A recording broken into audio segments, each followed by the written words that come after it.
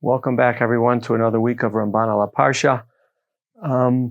This week, I want to try to focus on Rambans that relate to war or to conflict, not because I claim that what the Ramban says and the lessons we learn are necessarily halacha l'maisa, but obviously it matters that this was the Ramban's approach. It matters that this is the Ramban's take. And, that's the plan for today. So interestingly, before the first pasuk in Parshas Vayishlach, the Ramban already has a comment. He has kind of an introductory comment to the whole parsha. And so I want to do that. The Ramban makes 3 points in his introduction.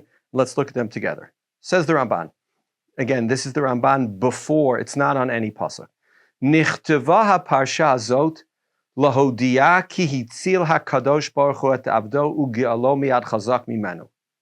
Vayishlach malach vayatzileu. Okay, says the Ramban. What's this whole parsha teaching us? What are the lessons the parsha is teaching us? So he says, the main one is that HaKadosh Baruch Hu has the ability to protect us, to save us. So point number one, HaKadosh Baruch Hu saved Yaakov Avinu. 2, Ululamdenu od, shehu lo batach b'tzid kato, v'hishtadel b'hatzalah b'chol yecholto.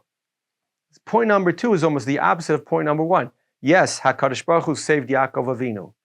But Yaakov Avinu acted as if HaKadosh Baruch Hu wasn't going to save him. Yaakov Avinu made a plan, and he made tefillah, and he made dora, and he made milchama. Yaakov Avinu on his own did it. Meaning, the Ramban doesn't think that, if you just sit and learn Torah, that's good enough. The Ramban thinks you need both. You need HaKadosh Baruch Hu, you need to make a plan on yourself. V'yesh ba'od remez lidorot. Third thing, Ki kol asher eira la'avinu im Esav achiv, ye'erav lanu tamid im b'nei Esav. We should know something, says the Ramban. Ma'isa avo simon labanim, for good and for bad. And all that Esav did to us, his children will do to us. V'ra'ui lanu le'echoz b'darko shel tzadik. And we should follow the path of Yaakov Avinu. The Ramban is saying, the Torah is telling us how to respond to Esav. Shenazmin atzmeinu lishloshet hadvarim. We should prepare ourselves for the 3 things. Shezmin atzmo litfilah, for prayer, lidoron, for a bribe or a gift, ulahatzala kidech milchama v'livroch ulinatzel, and to run away or to make some military plan to win. Ukvar ra'u rabotenu harem azazeh min haparsha azot kasher azkir. And this will come up later on, and Chazal saw the remazim in this parsha. The Ramban is telling us that when Esav starts up with us, we should look to Yaakov for a response. And Yaakov's response is all 3. It's tefillah. Obviously, you have to daven to HaKadosh Baruch Hu. You have to beg HaKadosh Baruch Hu. It's daron. Daron could be translated in many ways, but it's some kind of appeasement or some kind of plan if necessary. But 3, it's l'milchama. We have to fight a war. We have to make a military plan. And if we do all those things, and I'm not saying all those things every time, but if we do those things, we're following the path of Yaakov Avinu, Ma'isa Avo Simon Labanim, and we have a chance then, and a very good chance, to defeat the evil of Esav. Okay, that's the Ramban's opening introductory comment to the Parsha. Now, we go into the Parsha itself. And here you find references all the time to Adoni Esav. Pasuk Hey, Vayhi li shor v'chamar tzon v'av v'shivcha v'eshlecha lahagid la'adoni limtzo chen be'einecha. Right? He keeps saying, ko tamun la'adoni la'esav. Over and over again, it's Adoni. Why? So says the Ramban, ko tamun la'adoni la'esav kol ma'avdecha Yaakov tziva otam sheyomru la'adoni la'esav anachnu shelo o shluchim elav. Right? We're sent by your servant, or we're messengers of your servant. V'lei marlo, ko amar abdecha Yaakov im Lavan garti. V'doma lo beparsha lemi ata. Right? It's as if Esav will ask, who are you? And you'll say, I belong to abdecha Yaakov. O shekira o Yaakov bifnehem Adoni Esav. It's possible, not only that Yaakov referred to his brother as Adoni Esav when talking to the Malachim. Lahazhiram shelo yazkiru afilu shelo bifanav rak derech kavod. To emphasize to the messengers that when they mention Esav, they have to do it with incredible respect. Ki Adonam kore oto Adonai. Right? Yaakov Avinu is the master of the messengers. He calls Esav Adoni. Certainly you, the messengers, have to call Esav Adoni. Vida. Why is this? Says the Ramban. You should know. Ki hakavod hazeh shaya Yaakov osel la'achiv b'fachdato lemor Adoni va'avdecha. Right? The respect that Yaakov Avinu is showing his brother by referring to himself as Avdecha and referring to Esav as Adoni. Ba'avur ki haminhag bitzair latet ma'ala v'kavod al habechor. Ki iluhu aviv kasher ramaznu lanu gam HaTorah l'rabot achicha hagadol. Says the Ramban, the whole idea of the Bechor is showing respect, right? The limud of kabed es avich v'esimecha es l'rabos achicha hagadol is to compare your achicha hagadol to your parents. You have to show them respect. Why? V'hinei Yaakov lokach b'chorato ve'et birchato v'asu sotem oto ve'esav sotem oto alehem. Yaakov stole the bechora and Esav hated him for it. Va'ata hayam marelo ki'ilu ein hamichira hi etzlo klum. It's as if Yaakov is telling him subtly, right? He's not directly, but he's saying subtly, I still think of you as the bechor. You're my older brother. I think of you as the bechor. Lahotia tamastema milibo. To sort of remove the anger from Esav's heart. Esav is angry at Yaakov because he stole the brachos, but if Yaakov treats Esav as if he didn't steal the brachos, as if Esav was still the bechor, as if Esav deserved the bechora in the sense that he deserved the respect, then maybe, and we'll see that it did work, maybe it will have an impact on Esav and he'll, some of the anger will go away. Okay, so that's the first Ramban, that you have to have a plan.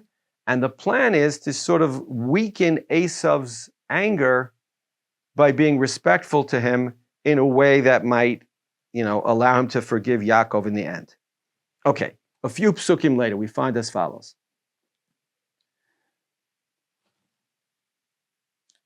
Vayira Yaakov ma'od vayetzer lo vayachatz esa'am asher ito v'esatzon v'esabaka v'eshagmalim l'shnei machanot. Right? Yaakov is very afraid, and he makes a plan to sort of survive the attack of Esav. Why is Yaakov so afraid? So here, you see, the greatness of the Ramban here is that he's going to describe things that didn't happen in the Torah. Right? When you think about it, Yaakov sends messengers. We don't know what happens with the messengers, and we know that the messengers come back and say to Yaakov Avinu, it's not good. But it's not good because they met Esav and he said, I'm about to kill my brother. Like, what is it that the Malachim saw that led them to tell Yaakov it's not good? So says the Ramban, Pasuk Ches, Vayira Yaakov ma'od, ba'avur she'amar lo ki yatsa Esav me'iro v'hu ba likrat Yaakov. First thing is, the fact is, Esav is coming to Yaakov. That doesn't sound good. Va'od, Shelakachimo anashim rabim arbameot. Apparently 400 people was a really big number in those days. Esav isn't just coming to Yaakov, he's coming with 400 people. Haya yarele nafsho ma'od. He's terrified. Ki amarlo lakach kol ela rak li lachen bi. Right? Why would he come with 400 men if it wasn't for purposes of wiping out Yaakov and his whole family? So Yaakov is afraid objectively. Now, what happened with the messengers? So says the Ramban, V'hanireh be'einai be'inyan hazeh, ki Esav lo kibel hashluchim kahogen v'lo yishgiach aleihem. The messengers came to Esav, but Esav didn't respond to them. Maybe he didn't even meet them. V'ulai lo hayu lefanav ki lo natan reshut she'yavohu lefanav ve'yidabru imo klal. It's possible that when the messengers came to Esav, he basically, told his people to tell them, I'm busy. I'm not interested in seeing the Malachim now. I'm not letting them meet me. Ki hayah katuv misaper shesha'al lahem ma shlom achi uma inyano v'inyanei beit ha'uvanav. Really, I would have thought to myself, says the Ramban, that had they met Esav, he would have asked them, how's my brother? What's going on with his family? what seems to be the plan. V'karulo bishlamov, and he would have asked, how's he doing? Va'amrulo ki ani holech likrato liroto. You should tell him I'm on my way to see him. V'heim hayu magidim kein liYaakov. V'hakatuv lo siper she'amru ashlichim davar b'shem Esav. Okay? So says the Ramban, had the meeting gone differently, right? Had Esav met the messengers, had he planned to accept Yaakov's appeasement and to make up with him, he would have told the messengers that, and they would have come back and told Yaakov that. But that's not what happened. Aval evrato shimura belibo. His anger, his hatred was just as strong as it was years ago, 20 years before. V'la'asot lo ra hayahu holech b'chayil hazeh. Right? The plan was, says the Ramban, to wipe out Yaakov. Okay, it doesn't say to wipe him out, but the plan was Esav was as angry now as he was 20 years ago, and the plan was to do something terrible to Yaakov, and that's why Yaakov was terrified. Okay, good. Now, V'hinei hashluchim chakru b'machaneh. In addition, the messengers, when they weren't accepted by Esav, so they hung out sometimes at some point in Esav's camp. V'yadu kihu holech likrat Yaakov. Right, the sense you get is that Esav recruited 400 men to wipe out Yaakov. They knew what they were doing. They knew what they were planning to do. V'zet ta'am v'gam ki amru banu el achicha el Esav v'lo ana otanu davar v'lo shalach lecha davar shalom. He's not coming in peace. V'gam holech likratcha b'zroa v'chayil. V'lachein hosif lo pachad al pachadel. So now get even further terrified. Vayira Yaakov ma'od vayetzer lo. V'chein amru rabotenu. Ki hashluchim hikiru bo sinah. Right? It's not just that Esav wouldn't meet with them. They met a whole camp of angry people who were coming to wipe out Yaakov. Amru banu el achicha el Esav, ata noheg bo ka'ach. V'hu noheg imcha ke'esav. Right? You're treating him as a brother, but he's treating you as Esav. He's angry and he wants to wipe you out. So all this is great and all this makes complete sense, except then the question is, so what happened? Right? If Esav has a plan to wipe out Yaakov, and he recruits 400 men to come with him, and then Yaakov bows down and he forgives him, says the Ramban, yeah, kind of. Aval besof ka'asher ra'a hakavod hagadol shel solo Yaakov. Right? Remember I said before, Yaakov keeps referring to him as Avdecha Yaakov and Adoni Esav. Over time, that starts making a difference. That starts softening Esav. And so in the last moment, when he sees all the kavod that he did, all the gifts that he's giving him, right? Sometimes I think, it's so obvious that you're doing it to make him like you. How could that work? The answer is it does work. Lemaisa, even if the person knows why you're doing it, it makes a difference. Ka'asher ha'kavod hagadol shel solo Yaakov, va'asher hipil atzmo lifanav, shehishtachava arzo sheva pamim meirachok, ad gishto elav. In addition to all the gifts, in addition to all appellations, Yaakov Avinu bows down 7 times from a distance. So it takes a long time for the bowing to happen. In that moment, nichmeru rachamav. Esav's heart melts, and he has sympathy on Yaakov. V'chashav kihu modeh bebechirato ugedulato olav kasher perashti. And he concluded in that moment that Yaakov was telling him, you're really the Bechor. You're really the person I owe respect to, and therefore I'm giving you the respect now. V'hitnachem bezeh. And therefore he took comfort in this, and he changed his mind. Pasuk in Mishlei, ki halevavot la'Hashem heima, l'chol asher yachpotz yateh otam. Now, the Ramban often quotes psukim instead of explaining things himself, right? It's a literary device that he uses, and it's fantastic. I don't know if he's quoting a pasuk here as a literary device, or if he's saying, no, literally, halevavot la'Hashem heima, l'chol asher yachpotz yateh otam.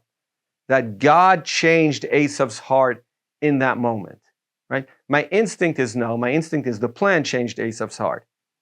But sometimes, says Ramban, if you needed it to be, HaKadosh Baruch Hu could change somebody's heart.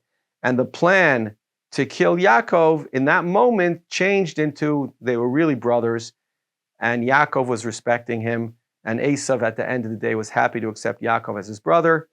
Hard to know which one it is, but the fact is, that's what happened. He was going to hurt him. The plan was to hurt him. In that moment, with the bowing and the gifts and all the nice references to Esav, he changed his mind. Okay. Next. Perek Lamed Gimel, Pasuk Chavav. The Ramban is going to now give us a lesson for our times or for future times.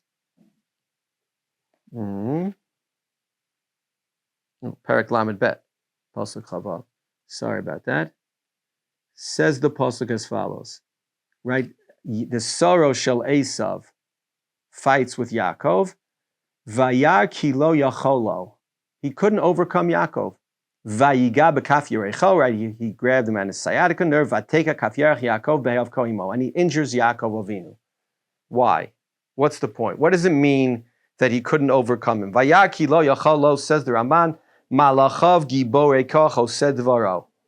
Right? Quotes another pasuk. Va'al kein lo yacholo hamalach lahaziko, because ki lo here shalo. Right? God didn't allow it. Rak b'ma she'asa imo lahaka kaf yerecho. God allowed the malach to hurt Yaakov, but he didn't allow the malach to end the fight, to decisively defeat Yaakov. V'amru b'reishis rabbah naga b'cholat tzadikim she'atidim lihiyot mimenu. The Ramban, just like before, Masa avos siman labanim for good, Masa avos siman labanim for bad also. And Chazal point out that when Vateka kaf yerech Yaakov, when the malach hurt Yaakov's thigh, he kiviyachol or ki'ilu hurt the thigh of every tzaddik in the future. Zed doro shel shmad. Okay, it says the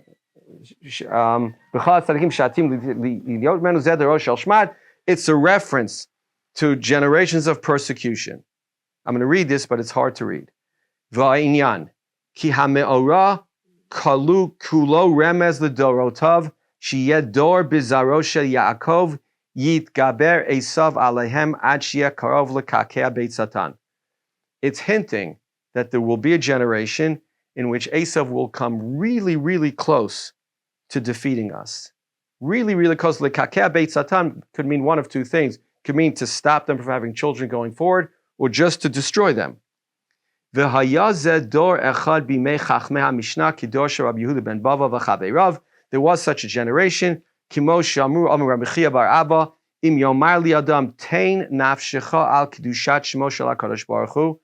you know, tain.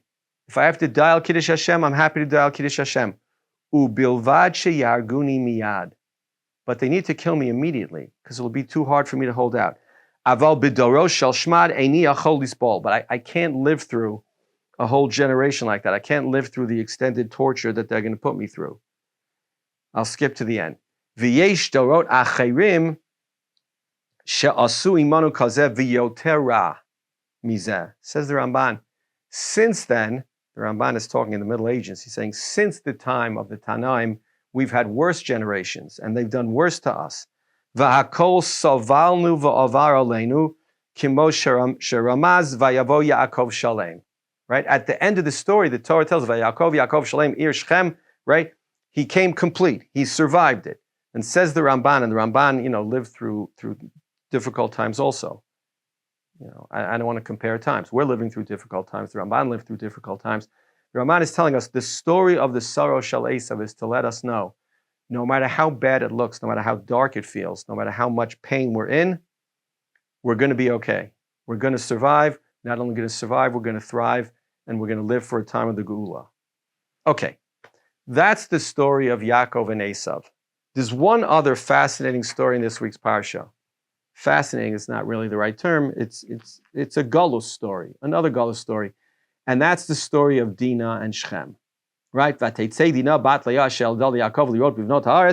She is kidnapped, she is raped, she is mistreated, all by Shechem ben Chamor.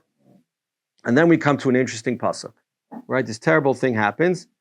And then Shechem ben Chamor come to visit Yaakov and his sons. And we read, Harbu alai, he says, Harbu alai ma'od mar umatan va'atenak va'etana ka'asher yamu alai Utnu liyatanara liisha. He really loves her. He really wants to marry her. Now the pasuk. Vaya'anu b'nei Yaakov et Shechem ve'et Chamor aviv b'mirma vayidaberu. They were on some level dishonest. Why? Asher timei et dina achotam. Because Hamor had defiled Dinah, their sister. Okay? Now, this is a very, very difficult story. It's not that the Ramban makes it difficult, it's just difficult. The first question is as follows. Hine, says the Ramban on Pasuk Yud Gimel, Chamor u'Shchem el avia ve'el achea dibru. Right? Chamor and Shechem stood in front of the entire family. Aval hazakein Yaakov Avinu lo ana otam davar. Right, it's interesting. Yaakov Avinu was a young man when he came to the house of Lavan. Now he's already an old man when he's on his way back. He didn't answer them. Why? Ki banav yidabru b'mekamo b'inyan hazeh lichvodo. Because it's disrespectful to Yaakov Avinu to answer the kidnapper, to answer the terrorists, to answer these evil people. So he didn't say a word the whole time. Ki ba'avur hayot hadavar lehem lekalon, because it's so disgusting what Shechem did. It's so disgusting what Chamor did. Lo yirtzu sheyiftach piv ledaber bo klal. They didn't want Yaakov Avinu. It would be disrespectful to Yaakov to have him answer any of the claims or any of the demands made by the terrorists. Okay, that's the first point the Ramban makes. But now the difficult question. V'yesh kan she'ela. What's the question? Shehadavar nireh ki biratzon avihu v'atzato anu. Right? It looks like whatever the plan was, Yaakov Avinu knew the plan. They all met together. And it sounds like he agreed with it. Ki lefanav hayu. V'hu hayodea ma'aneh ki b'mimar yidaberu. Yaakov Avinu knew that his sons were being dishonest. V'im kain lama ka'as. What's the whole anger at Reuven and Shimon, which, by the way, the anger, stayed with Yaakov Avinu till Birchos Yaakov in Parshas Vayechi, right? Shimon v'Levi achim kalei chamas mecharosehem b'sodam al tavo nafshi b'kalam al techad v'odi ki ba'apam hargu ish u'virtzam ikru shor. Right? He was still angry later, so we'll come back to that. So the first thing is, what's he angry about if he was part of the plan? Va'od. And even if he wasn't part of the plan,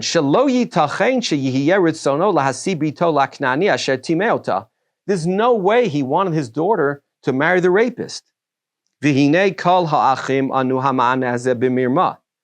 All the brothers answered what they answered, which is, get a bris milah and we'll make peace with you. But Shimon and Levi took it much further, right? They massacred the town. And Yaakov Avinu was angry at them and only them. So what's going on? So Ramban has a fascinating answer. V'hatshuva ki hamirma hayta be'amram lihimo lahem kol zachar. The dishonesty, the trickery involved telling them, get a bris milah and then everything will be fine. Ki chashvu shelo ya'asu kein b'nei ha'ir. They didn't think the people would do it, right? One of our problems when we learn Parshas HaShavua is we know that. We've done it so many times. We know Yaakov's sons tell him, get a bris milah. They get a bris milah, and then they massacre the town. But when you read it forward, right, let's ask a question. How many people were in Shechem? It's hard to know these things, right? I often think this about Sodom and Amorah. Were there 50? Were there 500? Were there 5,000? Right? What happens at the meeting? Shechem and Chamor call a meeting and they say, listen, Chamor wants to marry Dinah. All that Yaakov's family wants from us is a bris milah, right? That's no small request. It's painful. If I were there, I would say, that's crazy. So first, says the Ramban, Yaakov's sons never imagined that the town would go for it. Doesn't make sense that they would. V'imulai yishmu l'nesiim, if they listen to their leaders, v'yu kulam nimolim, then yavo b'yom hashishi b'yotam kohavim v'yikchu et bitam mibeit Shechem. They'll come on the third day when the people are in pain, and they'll take Dinah back. There's nothing about a massacre in the plan.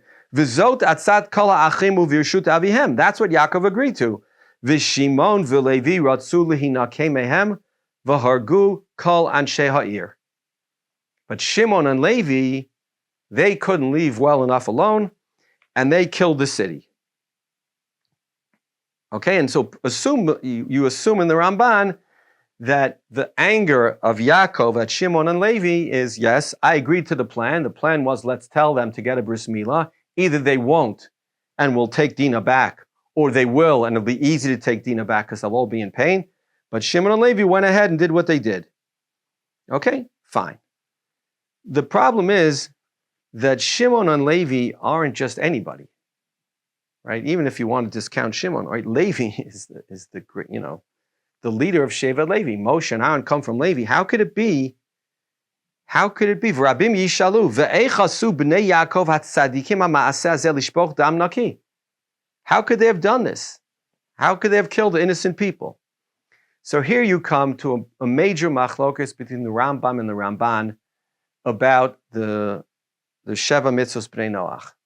The Rambam says in Hilchos Shoftim, in Hilchos Malachim, Perek Tes Halacha Yudalid, the Rambam says as follows: there are 7 mitzvos b'nei Noach, the 6 that we know, right? The big 3 of Avodah Zarah, Gilui Arayos, and Shvichas Damim, and then Eivra Min Achai, Birchas Hashem, and what's the last one? Eivra Min Achai, Birchas Hashem. Oh, and no, Dinim is the last one. So the answer is, says the Rambam, 6 are Chiyuv Misa. The 7th is the obligation to enforce the other 6. So says the Rambam, as we know, every one of the Zayin Mitzvos Bnei Noach is a Chiyuv Misa.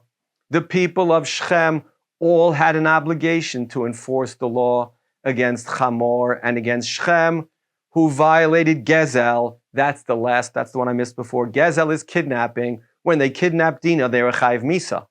When the people of Shechem did not enforce that rule, they themselves became Chayiv Misa. Okay? That's the Rambam's idea. Umipnei zen nitzchayvu kol balei Shechem hariga, sharei Shechem gazal v'heim ra'u v'yadu v'lo danuhu. Says the Ramban, v'ein dvarim halalim nechonim be'inai. I don't think it's true. Now Ramban dripping with sarcasm. She'im kena ya Yaakov avinu. First of all, he says, then Yaakov should have killed them. Why do you get mad at Shimon and Levi? Yaakov should have done it himself. And if he was afraid to do it, so Shimon and Levi were brave, so they did it, they should be praised for it. Okay? Says the Ramban instead, Va'al da'ati hadinin shemanu livnei Noach b'sheva mitzvah shalahem einam lahoshiv dayanim b'chol plach u'plach. Rather, says the Ramban, there's a broad category of dinim that covers a lot of Choshen Mishpat and a lot of Shulchan Aruch. I'm skipping. Umichlal ha-mitzvah zot sheyoshivu dayanim. Okay, part of the mitzvah is to make judges. Gam b'chol ir v'ir ki Yisrael. V'im lo asu kein einam neheragim shezo mitzvat aseh bohem. Says the Ramban, you're only chayav misa for the lo taseis. But the aseh in the Zayin Mitzvos Bnei Noach of dinim, that's not a chayav misa.